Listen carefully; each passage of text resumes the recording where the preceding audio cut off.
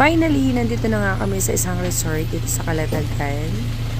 Kasama ko yung mga kapatid ko at saka yung anak ko. Tapos dito kami magstay. Maliit lang siya pero kasya naman kami. Bali 3 bed ito. And hindi na nga makahintay yung bunso ko kaya nag-ready na siya para mag-swimming. At kita nyo naman napakaganda ng place kung saan kami magstay.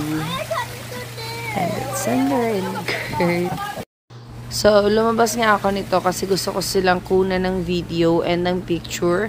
And hindi ko yun magagawa kung hindi ako iikot at pupwesto sa kabilang side kasi yun lang yung way para makuhanan ko sila ng picture. So, let's go!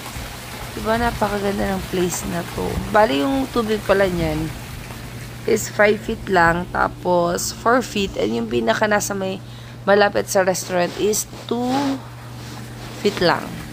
So, very safe na safe siya kasi meron din silang provided na life jacket. So, I think nandito na ako sa mismong katapatan namin. And, tcharan! Yan, nakikita ko na si Sander and Kurt. Hindi na sila makahintay.